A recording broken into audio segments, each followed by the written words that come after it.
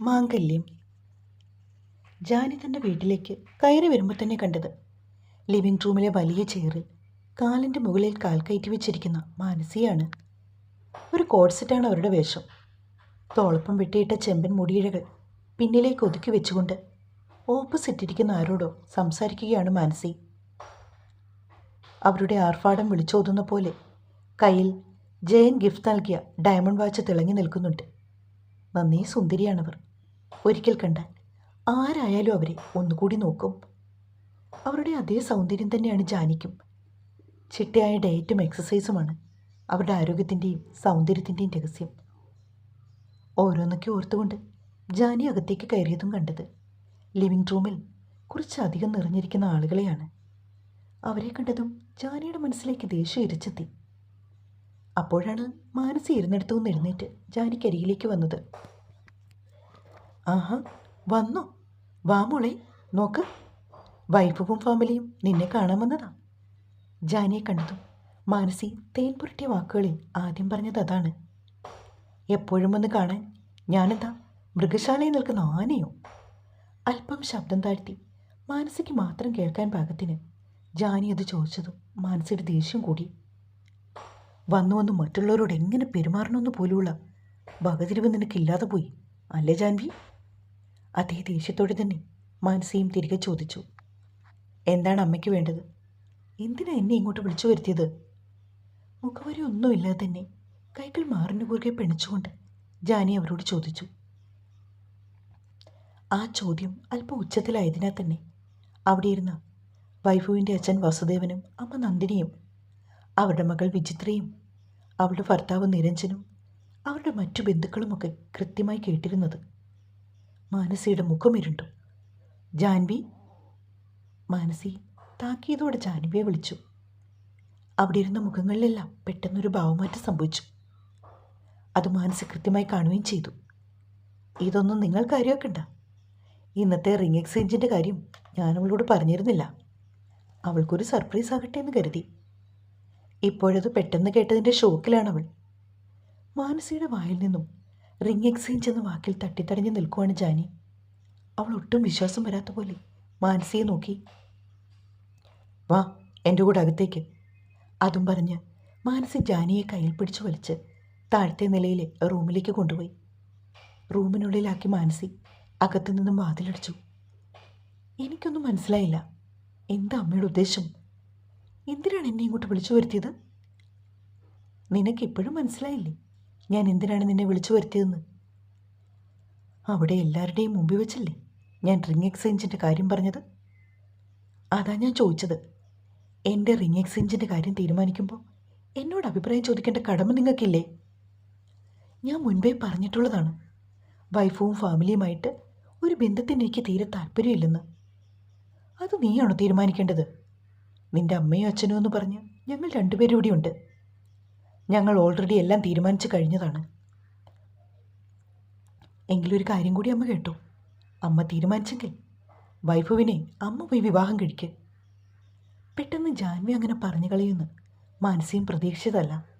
അതുകൊണ്ട് തന്നെ മാനസിയുടെ കൈകൾ വളരെ ശക്തിയായി ജാൻവിയുടെ കവിളിൽ പതിഞ്ഞു. അടി കൊണ്ടിട്ടും നിന്നിടത്ത് നിന്ന് ഒരു കടികിട പോലും അനങ്ങാതെ കല്ലുപോലെ ഉറച്ചു നിന്ന് ജാൻവി. നോക്ക്, ഞാനും നിൻ്റെ അച്ഛനും അവർക്ക് നിന്നെ വിവാഹം കഴിച്ചു കൊടുക്കാമെന്ന് വാക്ക് കൊടുത്തിട്ടുണ്ടെങ്കിൽ ഏതു വിധേനയും ആ കല്യാണം നടത്തിയെടുക്കാനും ഞങ്ങൾക്കറിയാം. എന്തൊക്കെ പറഞ്ഞാലും ഞങ്ങളുടെ നിലയ്ക്കും വിലയ്ക്കും ചേർന്ന ബന്ധമാണ് വൈഫുവുമായിട്ടുള്ളത്. അതുകൊണ്ട് ഇനി എന്ത് തന്നെ പ്രശ്നങ്ങളുണ്ടായാലും നീ അവനെ വിവാഹം കഴിച്ചേ പറ്റൂ. എത്രയും പെട്ടെന്ന് ഈ ഡ്രസ്സും ആഭരണങ്ങളും അണിഞ്ഞ് റൂമിലേക്ക് വാടി. അമ്മയ്ക്ക് എന്താ കോമൺ സെൻസ് ഇല്ലേ? വൈഫുവിൻ്റെ കൂടെ ജീവിക്കേണ്ടത് ഞാനല്ലേ? ഞാൻ പറയുന്നു, എനിക്ക് വൈഫുവുമായിട്ട് ഈ ഒരു ബന്ധത്തിന് താല്പര്യമില്ല. നിൻ്റെ ഉദ്ദേശം എന്താണ് ജാൻവി? നീ മറ്റാരെങ്കിലും കണ്ടുവച്ചിട്ടുണ്ടോ വിവാഹം കഴിക്കാൻ? അതുകൊണ്ടാണോ നീ ഞങ്ങളെ അനുസരിക്കാതെ ഇങ്ങനെ അനാവശ്യമായി ദേഷ്യപ്പെടുന്നത്? അടിമുടി ദേഷ്യത്തിൽ നിന്നുകൊണ്ട് ചോദിക്കുവാണ് മാനസി. ആ സമയം മാനസിയുടെ ദേഷ്യം കൂട്ടാനും തൽക്കാലം ഈ വിവാഹത്തിൽ നിന്ന് രക്ഷപ്പെടാനുമായി ഒരു നുണ പറയാനാണ് ജാനിക്ക് ആ സമയം തോന്നിയത്. പക്ഷേ ആ നുണ അവളുടെ ജീവിതം തന്നെ മാറ്റിമറിച്ച് കളയുമെന്ന് അവൾ ആ നിമിഷം ഒരിക്കൽ പോലും ചിന്തിച്ചില്ല എന്നതാണ് യാഥാർത്ഥ്യം. ഞാൻ ഒരാളെ ആത്മാർത്ഥമായി പ്രണയിക്കുന്നുണ്ട്. അയാളുടെ കൂടെ മാത്രമേ ഞാൻ ജീവിക്കൂ. ഈ കഴുത്തിൽ ഒരു താലി വീഴുന്നുണ്ടെങ്കിൽ അത് അയാളുടെ കൈകൊണ്ട് കിട്ടിയ താലിയായിരിക്കും. മുന്നും പിന്നും ചിന്തിക്കാതെ ജാൻവി പറഞ്ഞു. എങ്കിൽ എനിക്കത് കാണണമല്ലോ. അതിനെന്താ, അമ്മയുടെയും അച്ഛൻ്റെയും സമ്മതത്തോടു കൂടി നിങ്ങളുടെ അനുഗ്രഹം വാങ്ങിച്ചു തന്നെ ഞാൻ എന്തായാലും ആ ആളുടെ മുമ്പിൽ തലകുനിക്കത്തുള്ളൂ. ജാൻവി നിർത്താൻ ഉദ്ദേശമില്ലാത്തതുപോലെ അതും കൂടി പറഞ്ഞു. നടക്കില്ല ജാൻവി, നിന്റെ മനസ്സിലെ ഒരു ദുരാഗ്രഹവും ഒരിക്കലും നടക്കാൻ പോകുന്നില്ല. എങ്കിലും അമ്മയും കേട്ടു. അമ്മയുടെ മനസ്സിലെ ഈ ആഗ്രഹം, വൈഭവും ഞാനുമായിട്ടുള്ള എൻ്റെ വിവാഹം, അതും ഒരിക്കലും നടക്കാൻ പോകുന്നില്ല. നിന്റെ അമ്മ ഞാനാണെങ്കിൽ ഈ വിവാഹം ഞാൻ നടത്തിയിരിക്കും. മുടക്കാൻ നീയൊന്ന് ശ്രമിക്ക്. വെല്ലുവിളി പോലെ മാനസികത പറഞ്ഞതും ജാനിക്കും വാശിയായി. ഞാൻ ഇപ്പം തന്നെ പോയി അവരുടെ വീട്ടുകാരുടെ മുമ്പിൽ വെച്ച് പറയും.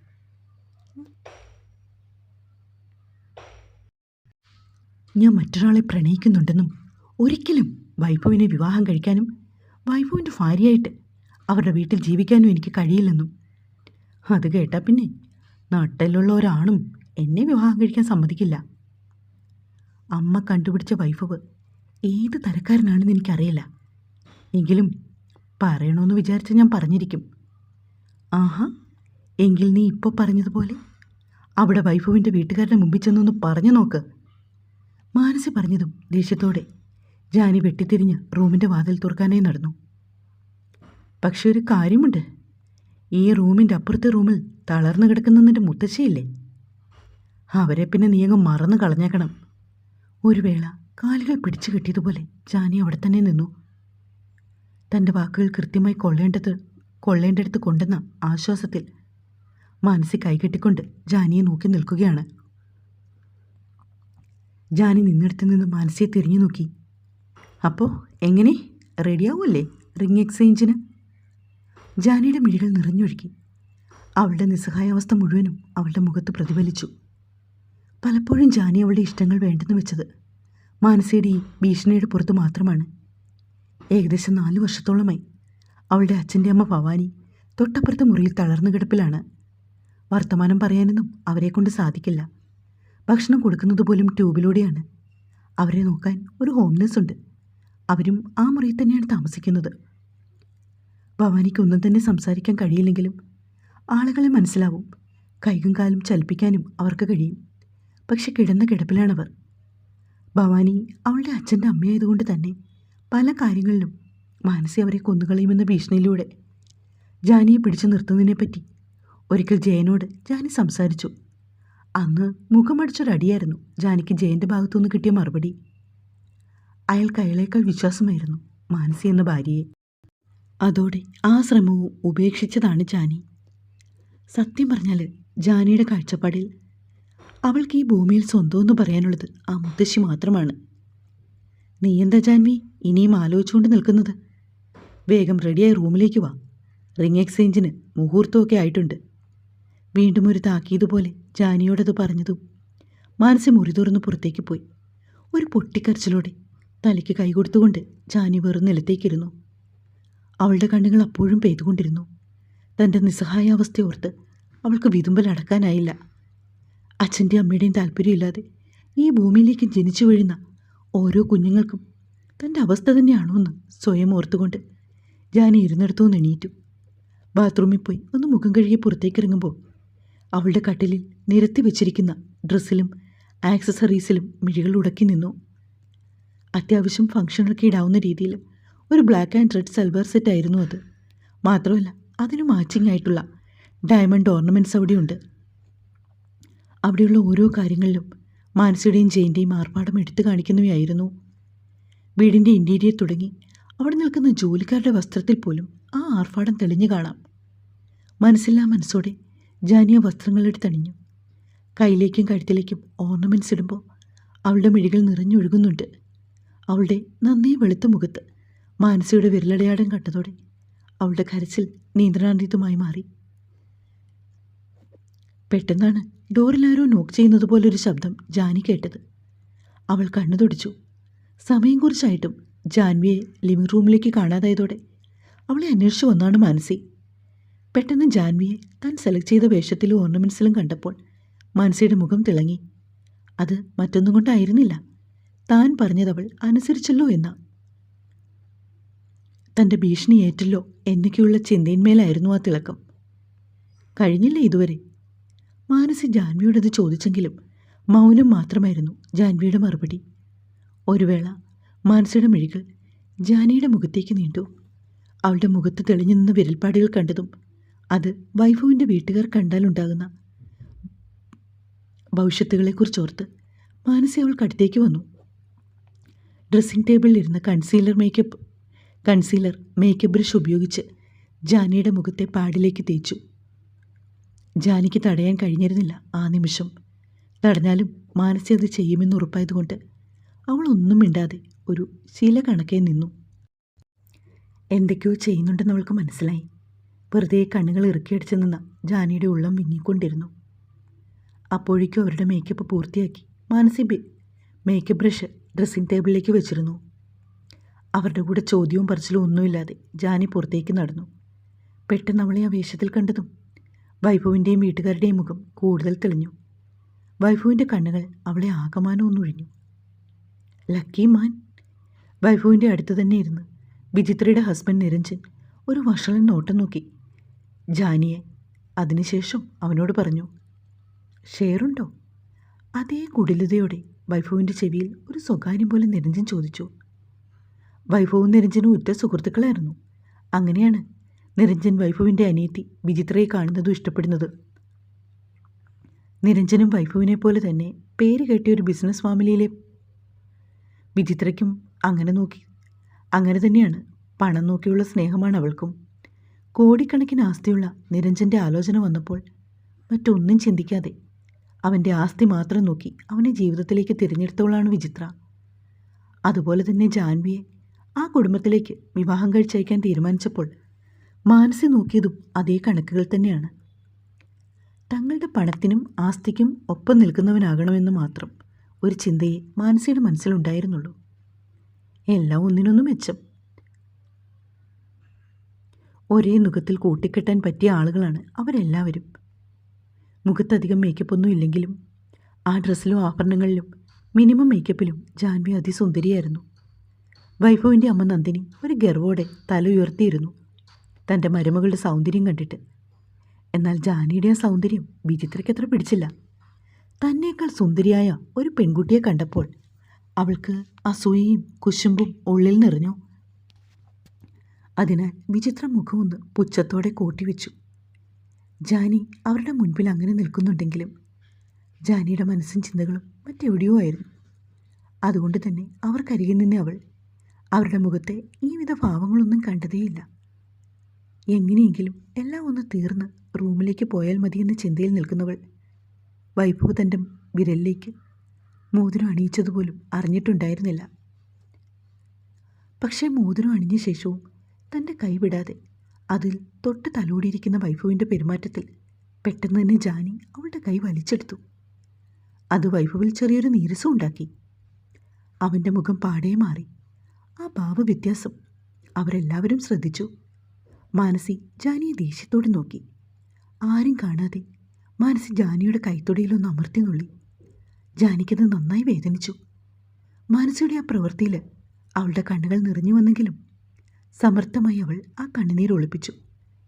വൈഫുവിൻ്റെ വിരലിലേക്ക് മോതിരിടാൻ ജാനിയുടെ ഊഴം വന്നതോടെ അവൻ്റെ വിരൽ പോലും സ്പർശിക്കാതെ ആ റിങ് അവൾ അവൻ്റെ കയ്യിലേക്കിട്ടു. അവളുടെ അതിർത്തി എല്ലാവർക്കും മനസ്സിലാകുന്ന തരത്തിൽ. പക്ഷെ ആരും അത് അത്ര കാര്യമാക്കി എടുത്തില്ല.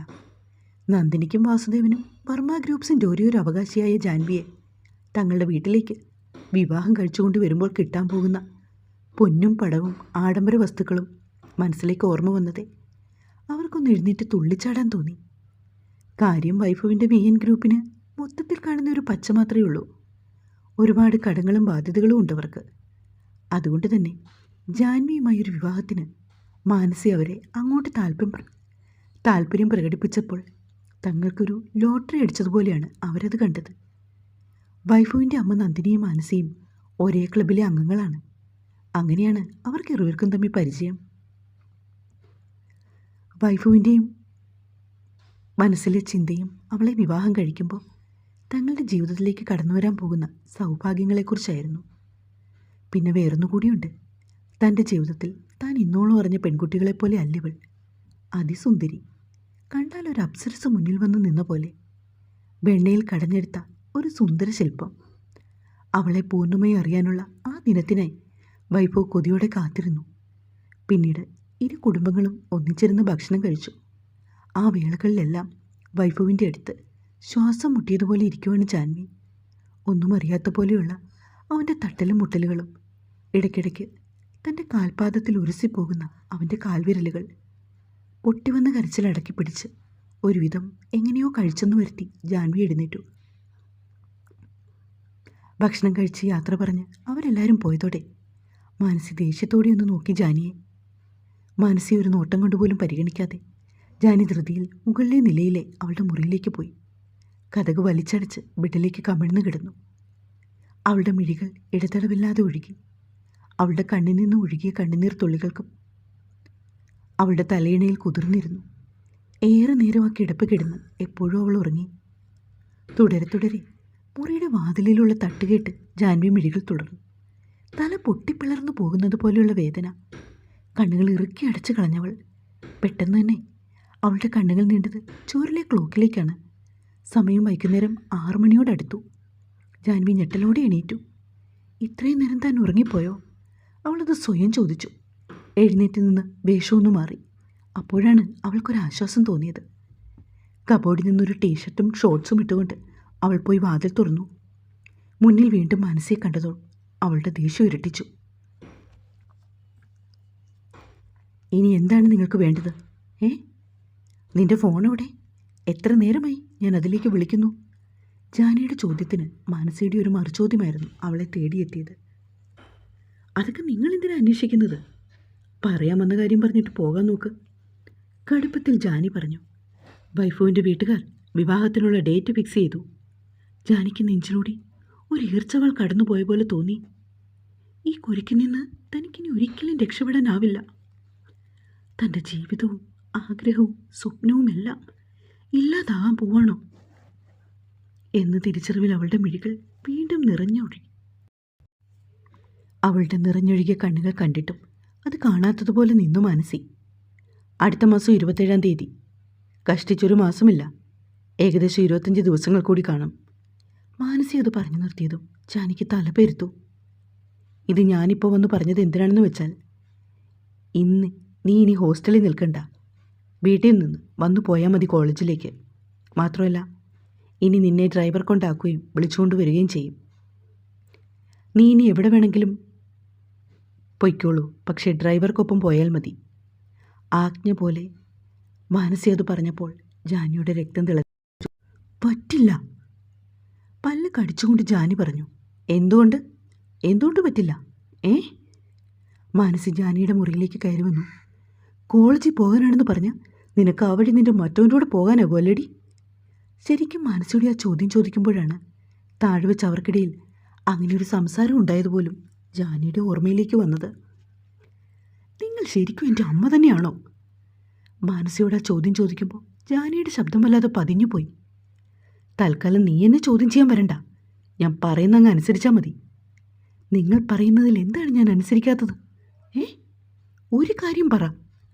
അത് ചോദിക്കുമ്പോൾ സകല നിയന്ത്രണവും നഷ്ടപ്പെട്ട പോലെ ജാനി പൊട്ടിത്തെറിച്ചു. അവളുടെ ആ ഭാവപ്പകർച്ച മാനസിയിൽ ഒരു ഞെട്ടലുണ്ടാക്കി. എങ്കിലും അതവർ മുഖത്ത് പ്രതിഫലിപ്പിച്ചില്ല. തൽക്കാലം നിന്റെ പ്രസംഗമൊന്നും കേൾക്കാൻ എനിക്ക് സമയമില്ല. ഇതുവരെ ഞാൻ പറഞ്ഞ നീ കേട്ടില്ലേ? ഇനി നിന്റെ വിവാഹം വരെ അങ്ങോട്ടും അങ്ങനെ തന്നെ മതി. അത് കഴിഞ്ഞ് നിന്റെ ഒരു കാര്യത്തിലും ഇടപെടാൻ ഞാൻ വരില്ല. വൈഫവിൻ്റെ ഇഷ്ടം പോലെ എന്താണെന്ന് വെച്ചാൽ നീ ചെയ്തോ. നിന്നെ വിവാഹം കഴിപ്പിച്ച് എൻ്റെ ബാധ്യത ഒഴിവാക്കിയാൽ പിന്നീട് ഒരിക്കലും നിന്റെ ഒരു കാര്യങ്ങളും അന്വേഷിച്ച് ഞാൻ വരില്ല. അത് ജാൻവിക്ക് മാനസി തരുന്ന വാക്കാണ്. ഈ റൂമിൽ നിന്നൊന്ന് ഇറങ്ങിപ്പോകാവോ? എനിക്ക് കുറച്ച് സമാധാനം വേണം. അഴിഞ്ഞുളിഞ്ഞ അലസമായ മുടിയിഴകളോടെ, കരഞ്ഞു കലങ്ങിയ മിഴികളോടെ, അത്രയും ദയനീയതയോടെ, നിസ്സഹായതയോടെ അങ്ങേയറ്റത്തു നിന്ന് പറയുകയാണവൾ. അല്പനേരത്തിന് ശേഷം മാനസി ജാനിയുടെ മുറിവിട്ടു പോയി. ഒരു പൊട്ടിക്കരച്ചിലൂടെ ജാനി ബാൽക്കണിയിലെ വെറും തറയിലേക്കിരുന്നു. കാൽമുട്ടിൽ മുഖം പൂട്ടിയിരിക്കുന്നവളുടെ കണ്ണുകൾ നീറിപ്പോഞ്ഞു. പെട്ടെന്നാണ് മുറിയിലിരുന്ന് അവളുടെ ഫോൺ റിങ് ചെയ്തത്. ഫോൺ എടുക്കാനും സംസാരിക്കാനും ഒന്നും കഴിയുന്ന ഒരു മാനസികാവസ്ഥയിലായിരുന്നില്ല ജാനി. ഒരു വട്ടം മുഴുവനും ബെല്ലടിച്ച് നിന്നിട്ട് വീണ്ടും ഫോൺ റിങ് ചെയ്തോടെ അതത്ര അത്യാവശ്യത്തോടെ വിളിക്കുന്ന ആരോ ആണെന്ന് ജാനിക്ക് തോന്നി. അവൾ മെല്ലെ ഇരുന്നിടത്ത് നിന്ന് എഴുന്നേറ്റു. തുടരും. കഥ ഇഷ്ടാവുന്നുണ്ടോ?